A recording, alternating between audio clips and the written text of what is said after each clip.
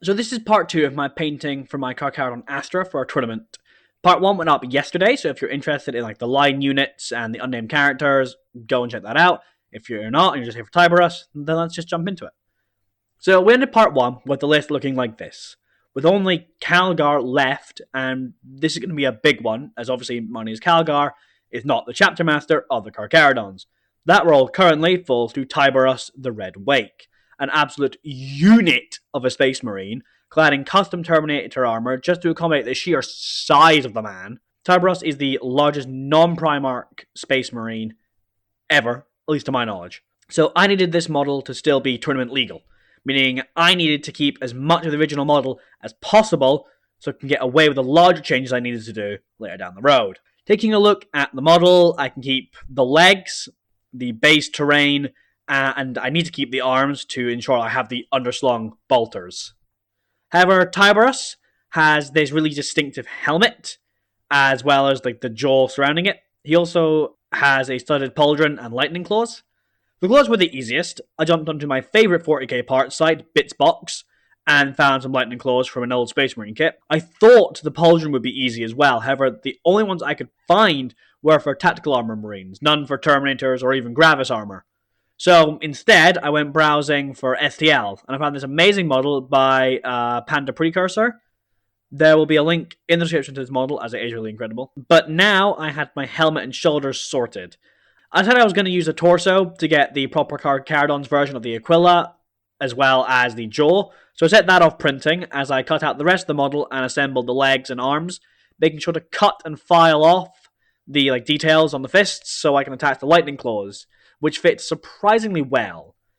When the 3D prints were done, I got them cleaned up and cured before taking them over to my hobby table.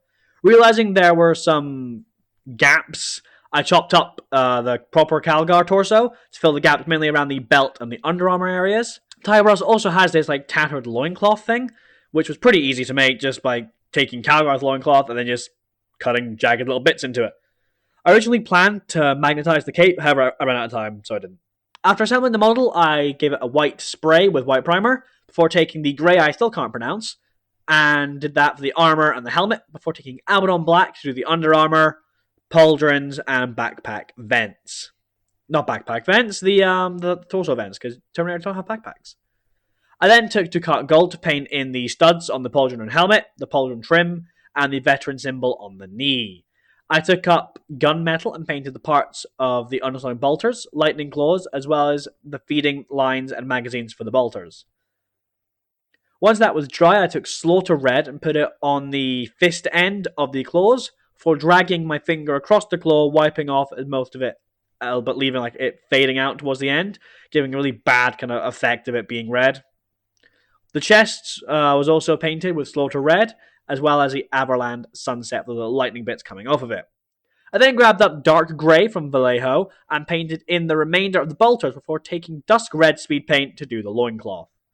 For the purity seals, I took Mephiston red for the wax and Wraithbone for the parchment. Finally, I grabbed up Korvax white and did the pauldron logo, skulls, teeth, and the bottom part of the helmet. For the skulls on the knee, as well as the teeth, I gave them 2 coats of pallid bone speed paint each, and then stuck it down to the base. For the base itself, I used the crystals that I showed off in part 1, and I cut up a helmet for my tactical marine, not tactical marine, but a Primaris intercessor, and did it up as an Ultramarine. I gave the thing he's standing on 2 coats of pallid bone, and the Ultramarine logo was done with the Beowulf blue speed paint, and then Ducat gold for the trim.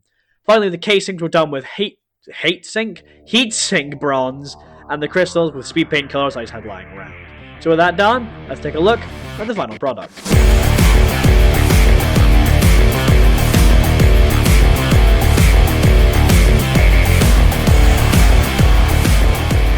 I hope you all enjoyed this video. I really enjoyed making it again. I have a tournament report coming as well for the tournament that these guys were painted for, as well as another Kitbash paint coming later this month, as well as, of course, the Pile of Shame update. But with that said, I hope you all enjoyed. Have a good one, and I'll see you all next time. Goodbye.